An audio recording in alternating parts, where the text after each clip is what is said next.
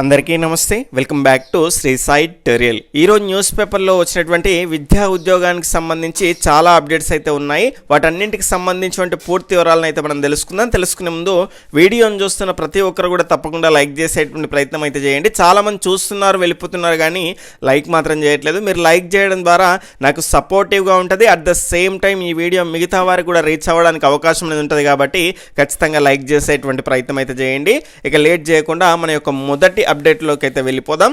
మరో 2000 పోస్టులు SC ST గురుకులాల్లో గుర్తింపు, అనుమతుల కోసం ప్రభుత్వానికి ప్రతిపాదనలు. సుమారు 13,000కు చేరున్నటువంటి బోధన ఖాళీలు. రాష్ట్రంలోని సంక్షేమ గురుకులాల్లో భర్తీ చేయాల్సినటువంటి పోస్టుల సంఖ్య భారీగా పెరగనుంది. ఎస్సీ ఎస్టీ గురుకులాల్లో మరో 2,000కు పైగా పోస్టులను ఆయా సొసైటీలు అయితే గుర్తించాయి. వాటిని త్వరలోనే జారీ చేయనున్నట్లు గురుకుల నియామక ప్రకటనలో భాగంగా నింపేందుకైతే అనుమతులు ఇవ్వాలని ప్రభుత్వానికి అయితే ప్రతిపాదనలు పంపించాయి. త్వరలో ఈ పోస్టులకు అనుమతులు లభిస్తాయని సొసైటీలు అయితే భావిస్తున్నాయి. ఈ క్రమంలో గురుకులాల్లో భర్తీ చేయనటువంటి పోస్టుల సంఖ్య 13,000కు పైగా చేరుకునేటువంటి అవకాశాలు అయితే ఉన్నాయి. ప్రస్తుతం గురుకులాల్లో 11,012 పోస్టులకు అనుమతులు లభించాయి. సంబంధిత నియామక ప్రకటనలు కూడా సిద్ధమయ్యాయి. కొత్తగా మంజూరయ్యేటువంటి ఎస్సీ ఎస్టీకి సంబంధించిన గురుకులాల పోస్టులు వీటికి గలుపుతారు. ఇందులో కనుక చూసుకుంటే మనకు అన్నింటినీ కలిపి ఒకేసారి ప్రకటనలు ఇవ్వాలని అయితే గురుకుల నియామక బోర్డు అయితే భావిస్తుంది. ఎస్సీ ఎస్టీ సొసైటీల ప్రతిపాదనలో జాప్యం. సంక్షేమ గురుకులాల్లో తొలుత ప్రభుత్వం 9,096 పోస్టులను మంజూరు చేసింది. ప్రస్తుత విద్యా సంవత్సరానికి బీసీ సొసైటీ పరిధిలో కొత్తగా 33 బీసీ గురుకుల పాఠశాలలు, 15 బీసీ డిగ్రీ కళాశాలలు అయితే ప్రారంభమయ్యాయి. ఈ పోస్టులకు సంబంధించి బీసీ సంక్షేమ శాఖ ప్రభుత్వానికి ప్రతిపాదనలు అయితే పంపించగా ఈ జనవరిలో బీసీ గురుకుల సొసైటీలో 2,591 పోస్టులు భర్తీకి అయితే అనుమతిస్తూ ఆర్థిక శాఖ ఉత్తర్వులు జారీ చేసింది. బీసీ పోస్టులు తేలాక గురుకుల నియామక ప్రకటనలు ఇవ్వాలని బోర్డు అయితే భావించింది. అయితే అదే సమయంలో కనుక చూసుకుంటే ఎస్సీ ఎస్టీ గురుకులాల్లో దాదాపు 2,000కు పైగా ఖాళీగా పోస్టులు ఉన్నట్లయితే సొసైటీలు అయితే గుర్తించాయి. ఈ పోస్టుల భర్తీకి కనుక చూసుకుంటే సకాలంలో ప్రతిపాదనలు అయితే సిద్ధం కాలేదు. బీసీ గురుకులాల్లో అదనపు పోస్టులకు అనుమతులు వచ్చాక ఎస్సీ ఎస్టీ గురుకులాల్లో అదనపు పోస్టులకు అనుమతులు ఇవ్వాలని సొసైటీలు అయితే ప్రభుత్వానికి నివేదించాయి. అవి త్వరలోనే లభించేటువంటి అవకాశాలు అయితే ఉన్నాయని సొసైటీ వర్గాలు అయితే వెల్లడిస్తున్నాయి. ఆరోహణ క్రమంలో ప్రకటనలు. గురుకులాల్లో బోధన పోస్టుల భర్తీకి ఇప్పటికే బోర్డు ఏర్పాట్లు అయితే పూర్తి చేసింది. అందులో 11,012 పోస్టులకు నియామక ప్రకటనలు సిద్ధం చేసింది. ఎమ్మెల్సీ ఎన్నికల కోడ్ రావడంతో అవి నిలిచిపోయాయి. కోడ్ ముగిసే సమయానికి ఎస్సీ ఎస్టీ గురుకుల పోస్టులకు సంబంధించిన అనుమతులు కూడా వస్తే వాటిని కలిపి ప్రకటనలు ఇవ్వాలని అయితే భావిస్తుంది. గురుకులాల ఉద్యోగ ప్రకటనల జారీలో బ్యాక్లాగ్ నివారించేందుకు తొలుత ఉన్నత పోస్టులకు అనంతరం కింది స్థాయి పోస్టులకు అయితే ప్రకటనలు అయితే జారీ చేసేందుకు ఆ మేరకు భర్తీ ప్రక్రియనైతే నియామక బోర్డు అయితే మనకు చేపట్టనుంది. అవరోహణ క్రమంలోనైతే దీనికి సంబంధించినటువంటి పోస్టుల భర్తీని అయితే చేపడతారు. ఉన్నత స్థాయి పోస్టులకు నోటిఫికేషన్ ఫస్ట్ ఇచ్చి దాని తర్వాత కింది స్థాయి పోస్టులకు ఇస్తే కనుక వాళ్ళైతే చూజ్ చేసుకోవడానికి అవకాశం ఉంటుంది. కాబట్టి దాని తర్వాత గురుకుల నోటిఫికేషన్ ఎప్పుడు ఆల్రెడీ మనం దానికి సంబంధించి క్లారిటీ అనేది అక్కడ వచ్చేసింది. ఇంకా మళ్ళీ ఒకసారి క్లియర్గా చూసే ప్రయత్నం అయితే చేద్దాం.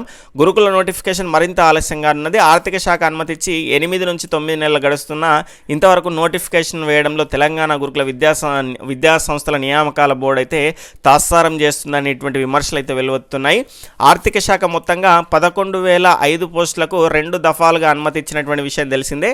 అయితే తొలుత వివిధ కేటగిరీల్లో 9,096 గురుకుల ఉద్యోగాల భర్తీకి, దాని తర్వాత 2022 జూన్ 15 కనుక చూసుకుంటే ఆర్థిక శాఖ అనుమతి ఇచ్చింది. దాని తర్వాత 2023 జనవరిలో 2,009 పోస్టులకి అయితే ఆర్థిక శాఖ అనుమతి అయితే ఇచ్చింది.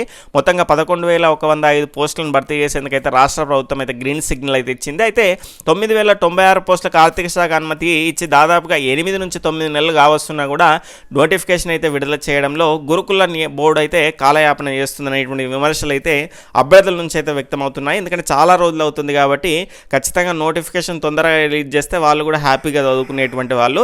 తర్వాత ఇవి వచ్చినటువంటి పోస్టులు అందులో కలిపితే సరిపోయేది. దాని తర్వాత కనుక చూసుకుంటే ఈ నోటిఫికేషన్ జారీ విషయంలో ఇదిగో అదిగో అంటూ చెప్పుకొచ్చినటువంటి బోర్డు తీరా ఇప్పుడేమో ఎమ్మెల్సీ ఎన్నికలను సాకుగా చూపి కోడమల్లో ఉందంటూ దాటవేస్తున్నారు. మొదట్లో 317 జీవో నేపథ్యంలో గురుకుల ఉద్యోగుల బదిలీ కాదలేదని నోటిఫికేషన్ అయితే బ్రేక్ పడింది. అవి పూర్తి చేసిన తర్వాత గురుకుల సొసైటీలు ఇంకా రోస్టర్ జాబితా ఇవ్వలేదంటూ కొన్ని రోజుల వరకు నియామక ప్రక్రియను అయితే ఆపారు. ప్రస్తుతం అన్ని సంక్షేమ శాఖల నుంచి రోస్టర్ జాబితా అందినా కూడా ఎన్నికల కోడ్ అడ్డు వచ్చిందని అధికారులు అయితే బదిలిస్తున్నారు. అభ్యర్థులు దీనికి సంబంధించిన అంశాన్ని అయితే ఈ రకంగా చెప్తున్నారు. ఎమ్మెల్సీ ఎన్నికల ఫలితాల తర్వాతనే గురుకుల నోటిఫికేషన్ ఉండేటువంటి అవకాశం ఉన్నట్టు తెలుస్తుంది. ఎందుకంటే కొత్తగా వచ్చేటువంటి 2000 పోస్టులకు సంబంధించినటువంటి అదనపు పోస్టులు యాడ్ అయ్యేటువంటి సమాచారం అయితే మనకి ఇందులో ఇవ్వలేదు.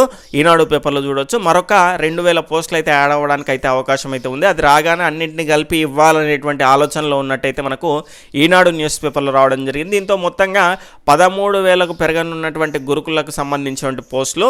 ఇది ఒక రకంగా సంతోషకరమైనటువంటి వార్తే, కానీ నోటిఫికేషన్ తొందరగా ఇస్తే బాగుండు. లేట్ చేయడంతో వాళ్ళకు కూడా చాలా ఇబ్బంది అనేది అవుతుంది కాబట్టి అసలు వస్తుందా రాదా అనేటువంటి ఆలోచనలో కూడా పడుతున్నారు కాబట్టి ఆ రకమైనటువంటి దాని నుంచి బయటపడేసేటువంటి ప్రయత్నం అయితే చేయండి. ఇక లేట్ చేయకుండా ఆ ఎలక్షన్కి సంబంధించిన ప్రక్రియ పూర్తవ్వగానే నోటిఫికేషన్ అంతా కూడా సిద్ధం చేసి రిలీజ్ చేసేటువంటి ప్రయత్నం అయితే చేయండి. ఈ 2000 పోస్టుల కోసం ఈ 11,000 పోస్టులను ఆపకుండా అవి ఇచ్చేసి దాని తర్వాత మళ్ళీ అందులో యాడ్ చేసేటువంటి వెసులుబాటుతో ఇస్తే బాగుంటుంది. ఎందుకంటే TSPSC కూడా ముందు నోటిఫికేషన్ ఇస్తుంది, దాని తర్వాత అవసరమైనటువంటి పోస్టులను మళ్ళీ యాడ్ చేస్తుంది కాబట్టి అదే ప్రక్రియను వీళ్ళు కూడా ఫాలో అవుతే బాగుంటుంది. తర్వాత TSPSCకి అప్పగించాలనేటువంటి డిమాండ్ కూడా పెరుగుతుంది. అంటే ఇక్కడ గ్రూప్ 1, 2, 3, 4తో పాటు వివిధ రకాల ఉద్యోగాల TSPSC వెంటనే ఉద్యోగ నోటిఫికేషన్లు జారీ చేస్తుండే. మరోపక్క గురుకుల బోర్డు మాత్రం నియామక ప్రక్రియను చేపట్టడంలో నిర్లక్ష్య వైఖరి అయితే ప్రదర్శిస్తుందనేటువంటి ఆరోపణలు కూడా వినిపిస్తున్నాయి. ఈ క్రమంలో గురుకుల పోస్టుల నియామక ప్రక్రియను TSPSCకి అప్పగించాలని D.Ed, B.Ed అభ్యర్థుల సంఘం రాష్ట్ర అధ్యక్షులు రావుల రామ్మోహన్ రెడ్డి కూడా డిమాండ్ చేశారు. ప్రభుత్వ శాఖల్లో ఇక్కడ ఉద్యోగాల భర్తీలో భాగంగా TSPSC, తెలంగాణ రాష్ట్ర స్థాయి పోలీస్ నియామకాల board, Telangana medical and health services recruitment బోర్డులు ఉద్యోగాల ప్రకటనలు ఇప్పటికే వెలువరించాయి. ఈ 3 నియామకాల బోర్డులో పరిధిలో కనుక చూసుకుంటే దాదాపుగా మనకు 45,000 నుంచి 50,000 ప్రకటనలు అయితే జారీ చేశాయి. కానీ గురుకుల బోర్డు మాత్రం సుమారు 12,000 వరకు ఉన్నటువంటి పోస్టులను ఇప్పటివరకు ప్రకటన జారీ చేయలేదు. ప్రభుత్వం ఆమోదం తెలిపినటువంటి గురుకుల ఖాళీలకు వెంటనే నోటిఫికేషన్ జారీ చేయాలని అయితే డిమాండ్ అయితే చేస్తున్నారు. దీనికి సంబంధించిన అంశం అయితే చూడవచ్చు. దాని తర్వాత జీవో ప్రకారమే తెలంగాణ గ్రూప్ 1 మెయిన్స్ నిష్పత్తి పెంచాలంటూ ప్రభుత్వానికి కమిషన్ విజ్ఞప్తులు. ప్రిలిమినరీ ముగిసినందున సాధ్యం కాదంటున్నటువంటి కమిషన్. ఎందుకంటే ఇప్పుడు ఇస్తున్నటువంటి దానిలో కనుక చూసుకుంటే ఇందులోనే మనకు TSPSCనే ఎక్కువ ఇస్తుంది అనేటువంటి అంశాన్ని అయితే మనకు ఇందులో ఇవ్వడం జరిగింది. తెలంగాణ గ్రూప్ 1 పోస్టుల భర్తీకి ప్రిలిమినరీ పరీక్ష నుంచి మెయిన్స్కు ఎంపిక జరిగినటువంటి నిష్పత్తి రోజుకో ఇక్కడ జరిగినటువంటి ఎంపిక నిష్పత్తి పైన రోజుకో విజ్ఞప్తి అయితే అభ్యర్థులు ఆందోళన నెలకొంటుంది. సుదీర్ఘకాలం తర్వాత గ్రూప్ 1 ప్రకటన వచ్చినందుకు ప్రస్తుత నిష్పత్తి 1:100 మార్చాలని కొందరు అభ్యర్థులు అయితే డిమాండ్ చేస్తుంటే ఇప్పటికే జారీ చేసినటువంటి జీవో ప్రకారం 1:50 నిష్పత్తి ప్రకారమే ముందుకు వెళ్ళాలని ఇప్పటికే మెయిన్స్కు ఎంపికైనటువంటి అభ్యర్థులు అయితే కోరుతున్నారు.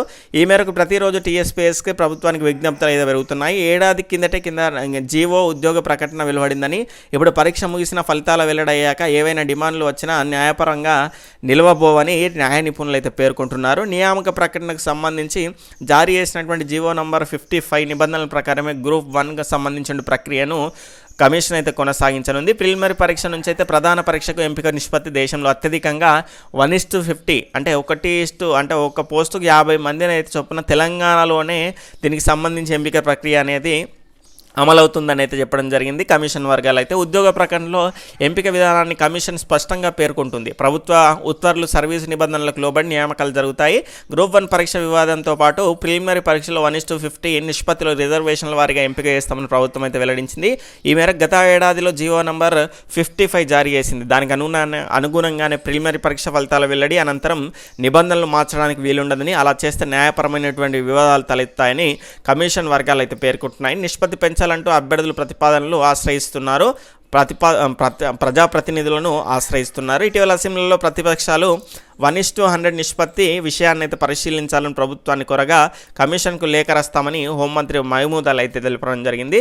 ఇక్కడ ఏ రాష్ట్రాలు ఏ రకంగా ఇస్తున్నాయి అనేటువంటి అంశాన్ని చూస్తే కనుక యూపీ PSC 1:13, గోవా 1:5, మహారాష్ట్ర, పశ్చిమ బెంగాల్, బీహార్ 1:10. ఇక్కడ ఎక్కువగా కనుక చూసుకుంటే మనదే 1:50 అయితే అవకాశం అయితే ఇవ్వడం జరిగింది. ఇంకా పెంచడం అయితే నాకైతే డౌటే అని అనిపిస్తుంది. ఎందుకంటే కమిషన్ వర్గాలు న్యాయపరమైనటువంటి చిక్కులు పడతాయి అంటున్నారు కాబట్టి ఆ రకంగా పడితే మళ్ళీ నోటిఫికేషన్కి చాలా లేట్ అవుతుంది కాబట్టి దాదాపుగా ఇదే ప్రక్రియను కొనసాగిస్తారు అని నేనైతే అనుకుంటాను. మరి ప్రభుత్వం తలుసుకుంటే ఏదైనా అవుతుంది కాబట్టి చెప్పలేము ఇక. నోటిఫికేషన్లు ఇక్కడ నల్గొండ జిల్లాలో వైద్యాధికారి పోస్టులు అయితే ఉన్నాయి. దానికి సంబంధించిన అంశం అయితే చూడొచ్చు. కావాల్సిన వాళ్ళు స్క్రీన్ షాట్ తీసుకునే ప్రయత్నం అయితే చేయండి. నిజామాబాద్లో 22 మెడికల్ ఆఫీసర్ పోస్టులు అయితే ఉన్నాయి. దీనికి కూడా సంబంధించినటువంటి సమాచారం కావాల్సిన వాళ్ళు స్క్రీన్ షాట్ అయితే తీసుకునే ప్రయత్నం అయితే చేయండి.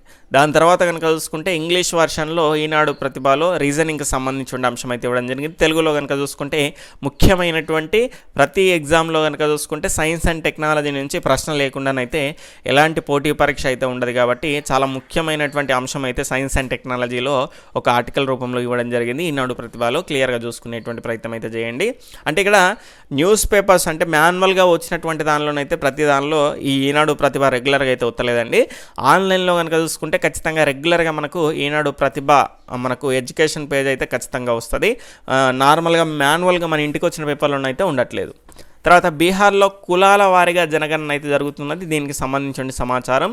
తర్వాత నిజాం కాలంలో విద్య అనేటువంటి బిడ్ బ్యాంక్ అనేది వెలుగు న్యూస్ పేపర్లో రావడం జరిగింది. అదేవిధంగా ఇండియన్ మిసైల్ ప్రోగ్రామ్ అనేటువంటి దానికి సంబంధించినటువంటి ఒక ముఖ్యమైనటువంటి ఆర్టికల్ కూడా ఇవ్వడం జరిగింది. దాని తర్వాత గ్రామాల్లో కనిపించేటువంటి నిరుద్యోగిత అనేటువంటి అంశాన్ని గురించి ఇవ్వడం జరిగింది.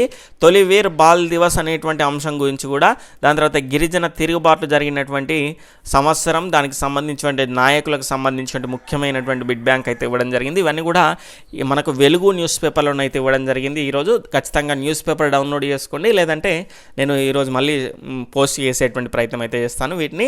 ఓకే ఫ్రెండ్స్, ఈ వీడియో మీకు ఉపయోగపడింది అనిపిస్తే తప్పకుండా మీ ఫ్రెండ్స్కి షేర్ చేసి మీ యొక్క సపోర్ట్ మన ఛానల్కి అందించే ప్రయత్నం చేయండి. బాయ్, టేక్ కేర్, జై హింద్.